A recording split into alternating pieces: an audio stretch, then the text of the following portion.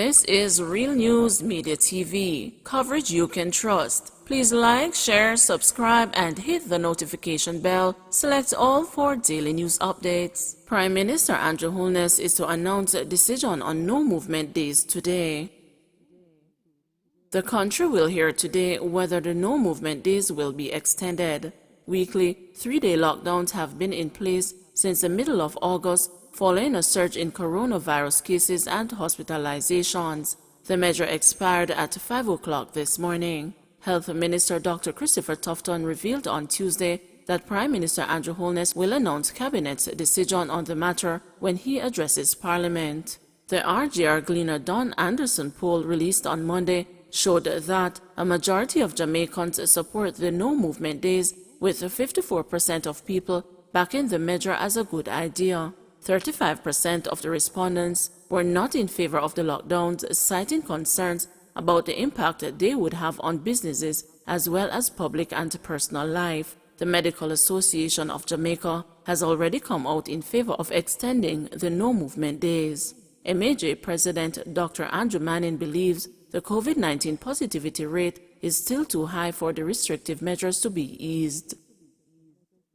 Teens found with illegal firearms while trespassing on farm. 3 teenagers who were trespassing on a farm in Seaford, St. Thomas yesterday were arrested in connection with the seizure of a Smith & Wesson Springfield 9mm pistol with a magazine containing 7 rounds and a Beretta 9mm pistol with a magazine containing 15 rounds.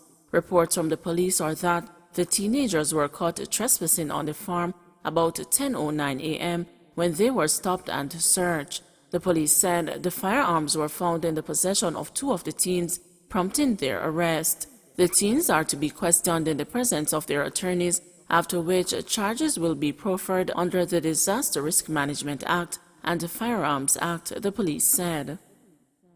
Cash for vaccine offer not a good idea, said the majority.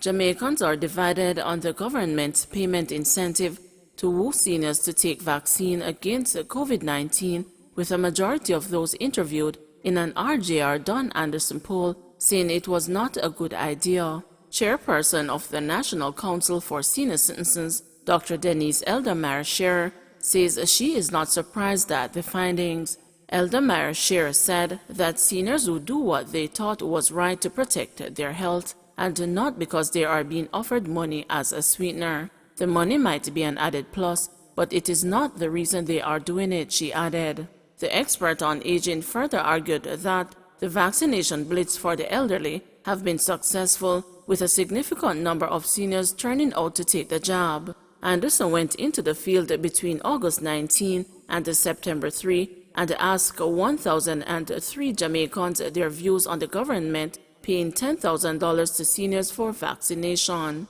42% of those surveyed said it was not a good idea, while 35% gave a contrasting opinion.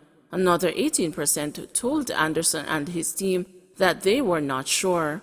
Other respondents gave contrasting views, saying it was a bribe, should not be paid, or should be allocated to everyone. Some believed it was a trick, while others said more money should have been offered.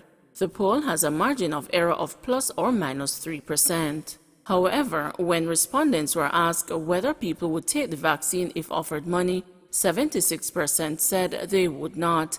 At the same time, 24% said they would take the vaccine for money. The majority, or 62% of respondents, believe they are at high risk of getting COVID-19. Another 38% did not believe they were at high risk of contracting the virus.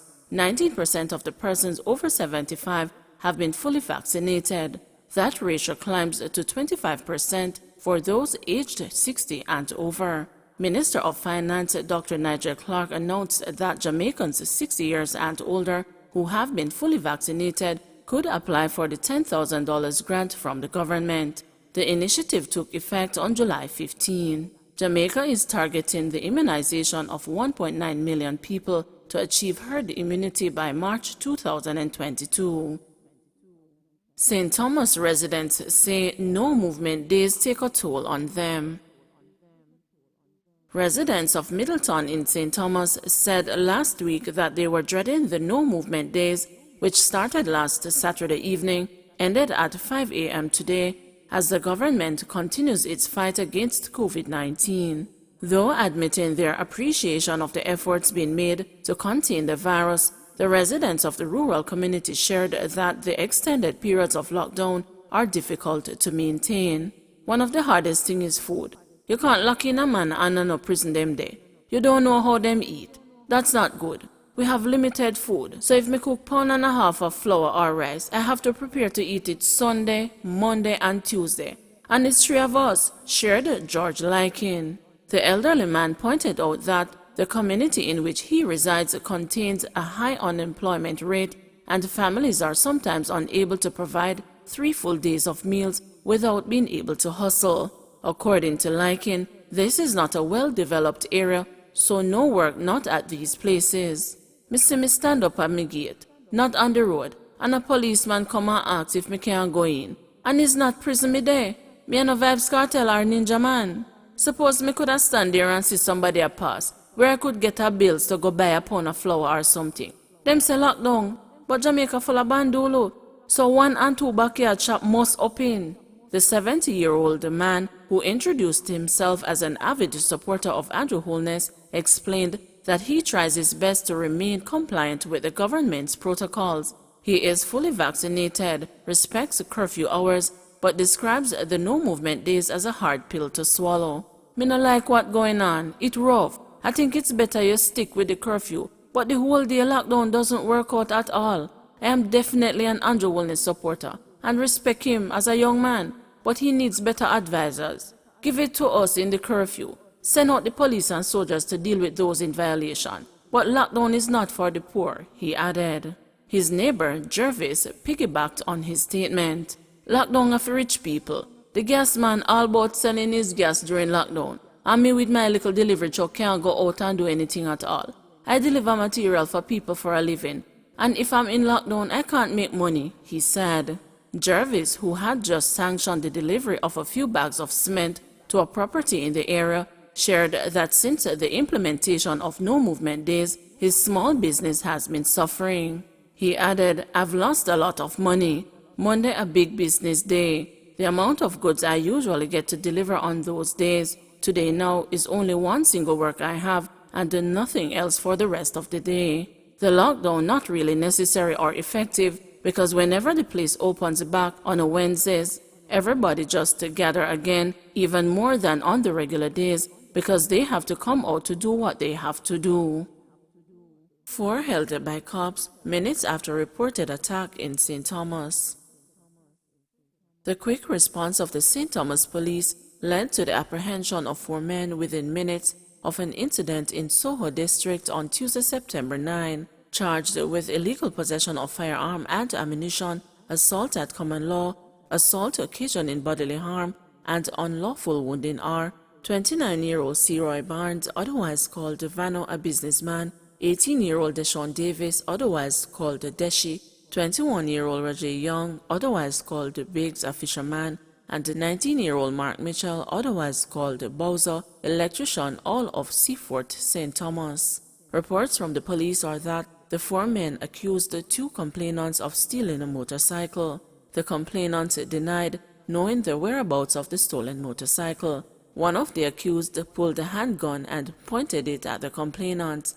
The accused men then physically assaulted the complainants and fled the scene. Within minutes, a St. Thomas police team intercepted the motor vehicle and captured the men. The men were subsequently charged following an interview. Their court date is being finalized. Businessman charged with breaching curfew and illegal possession of firearm.